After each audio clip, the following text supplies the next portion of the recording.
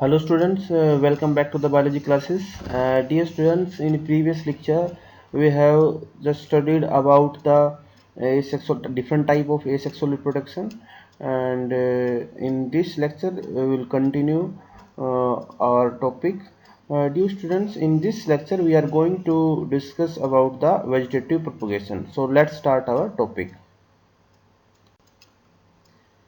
Dear students, vegetative propagation is a type of asexual reproduction in which a new plant are grow or develop with the help of vegetative part of the plants.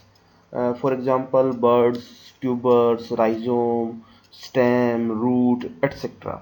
Okay, we can even grow the plant with the help of leaves. Okay, so vegetative propagation is of two types. First is natural, whereas second is artificial.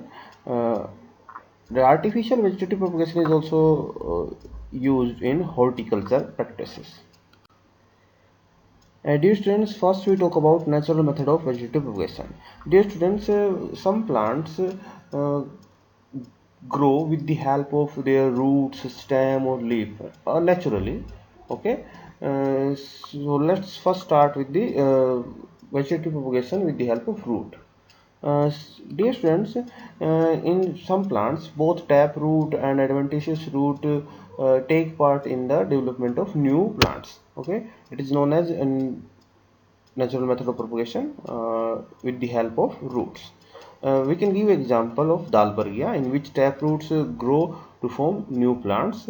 Similarly, we can also give example of sweet potato and dahlia in which root tubers grow to form new plants. Dear students, now we will study about the natural method of vegetative propagation with the help of stems. Dear students, as we all know that there are different type of stems. For example, aerial stems which are grow vertically above the ground. Some stems are like subaerial stems which grow horizontally along with the ground, and even some stems are grow under the ground, so that are known as underground stems. They all take part in vegetative propagation, or through with the help of them we can grow new plants, or new plants can be grown. Okay, first we talk about the aerial stems. For example, some plants like sugarcane and opuntia, they have aerial stems which can develop, which can form, which can grow to form new plants. Okay, similarly, some in some plants, subaerial stems are present. For example, grasses, strawberry, okay, water hyacinth. Okay, there are three main different types of subaerial stems. For example, runners, stolon, and offset. Runners are mainly present in plants like grasses, oxalis, centrella. Okay, stolon is mainly present in strawberry, vallisneria, and offset is mainly present in Eichhornia piscilia. Okay, Eichhornia is also known as water hyacinth and is also known as terror of Bengal because it grow very fast in the ponds and other water bodies and clog them. Okay, due to which the aquatic animals present in their ponds were died.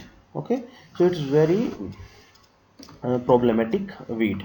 Okay, so these subaerial stems, runners, stolon, and offset, can be used to grow new plants. Okay, similarly, uh, in some plants, their underground stem are present.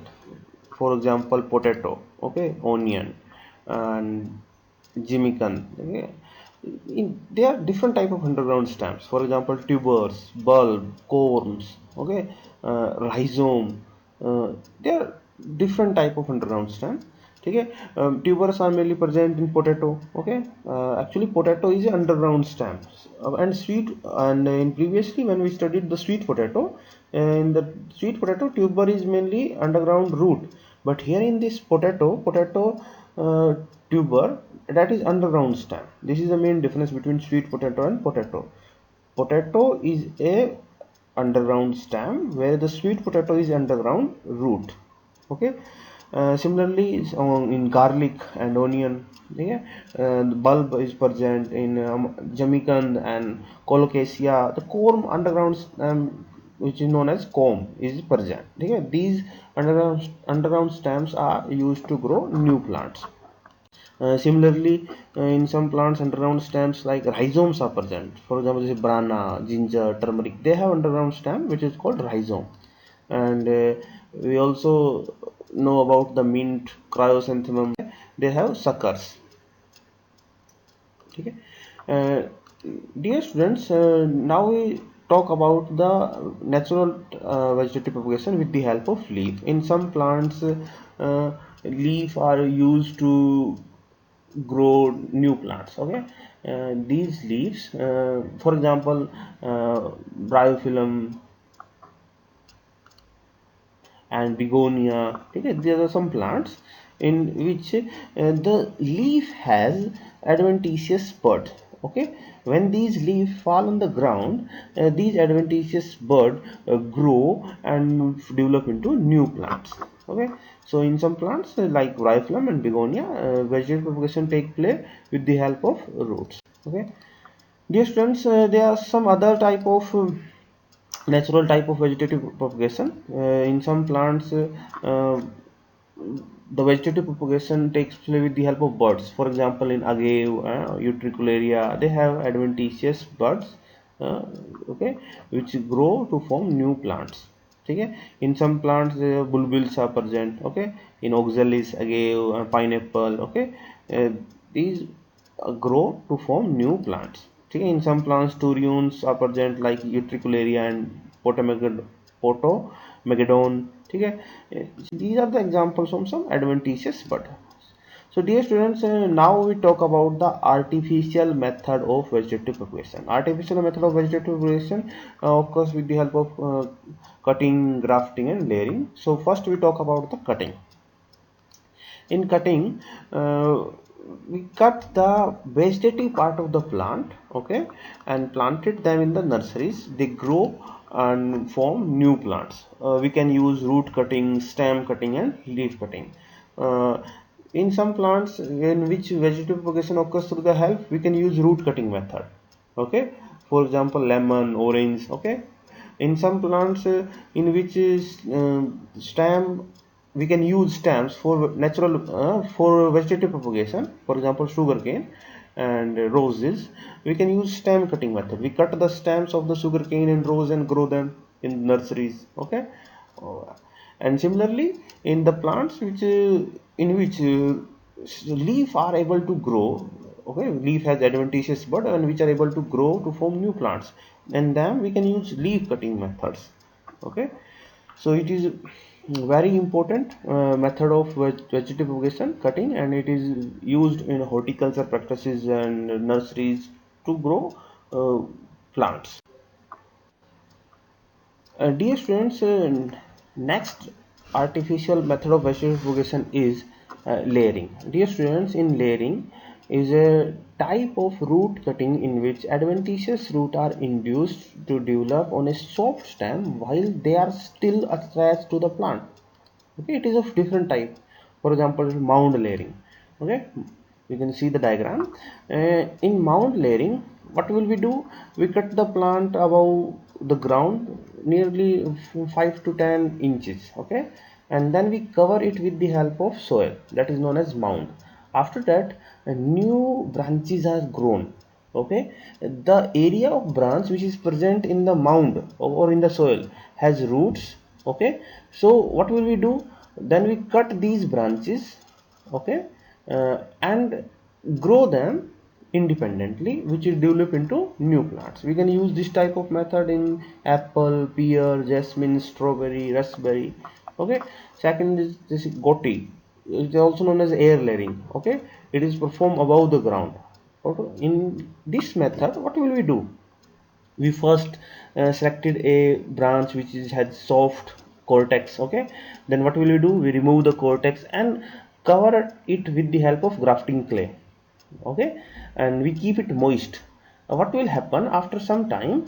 Adventitious root develop in this grafting clay. Then we cut this branch from the plant and grow into the soil, which develop into new plants. This type of method is used in lychee, pomegranate, china rose, guava, orange, lemon. Okay, so simply what we want to say that in layering, we first develop adventitious roots on the stem while it is still attached to the plant. Then after development of adventitious root, we cut the branch and grow it in, and which develop into new plant. Next type of layering is that is simple layering. Okay, and it used in cherry, jasmine, grapes, and like serpentine. Okay, and last one is trans layering. There are different type of layering. Dear students, next type of vegetative propagation is grafting. Dear students, grafting is a technique of connecting two plants buds, usually a root system and a shoot system of two different plants, in such a way that they are unite and develop into a composite plant. So the plant whose root system is used is known as stalk. Okay, you can see the diagram. The plant whose root system is used is called stalk, where the plant whose shoot system is used is known scion. Dear students, the plant whose root system is used is called stalk, where the plant whose shoot system is used called scion. And in this, both root system and shoot system of two plants are attached, and a new plant is formed. Okay, this is used in many plants like mango, apple. Okay, and it is of different types. Okay, for example, tongue grafting, crown grafting, wedge grafting, side grafting, approach grafting, and bud grafting. Grafting is of different types. And dear students, next type of artificial method of vegetable propagation is micropropagation. Actually, it is a type of tissue culture. In this method, we use tissue culture technique. Okay, and this is the method include propagation of the plant by cutting the cells, tissue, and organs. What will we do? We first prepare a nutrient medium. Okay, in micro propagation, we first prepare a nutrient medium, then we transfer the cells or tissue from the plants to this nutrient medium. As we all know that the plant cells are uh, totipotent. They are able to form complete plant. Okay, when we grow the cell of the plant in the nutrient medium, it start to divide and form a mass of cell. Okay, undifferentiated mass of cell, which is known as callus. And after that, we will treat this callus with the help of plant growth hormones, auxin and cytokinin, which induce differentiation in this callus, and formation of root and shoot take place. And after that, we will transfer these small plantlets which are formed in the at, in the soil, where they grow to develop new plants. We use this technique in so many plants, for example orchids, and carnations and gladius, etc. Dear students, vegetative propagation have a lot of advantages. For example, this technique can be used uh, for the development of seedless plants, those plants which cannot produce seed. We can use this technique to develop them. Okay, and due to this technique, okay, the new plants which are formed cannot have any variation, so we can retain the good quality of that plant. And for a rapid multiplication or growing of the plant at large scale, okay, can be done with the help of this technique.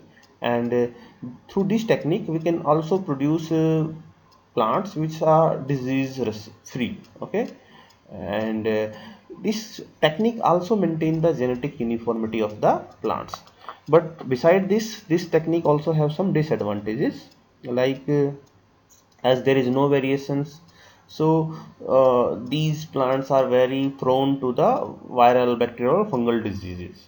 Okay, so if there is no variations, it's also so less adaptability, and in this method there is no dispersal, okay, which cause overcrowding of the plant. So these students, they are the main advantages and disadvantages of the micropropagation. Now we will talk about the advantages of asexual reproduction. Asexual reproduction, as we all know, that is a single parental process. Okay, so involve simple process of division, which is called mitosis. Okay, and it is very quick or fast mode of reproduction, and in this only single parent is used. Okay, and it produces large number of offspring, and the offspring which are produced are genetically similar to the parents. But there are some disadvantages of the asexual reproduction. For example, there is no variation.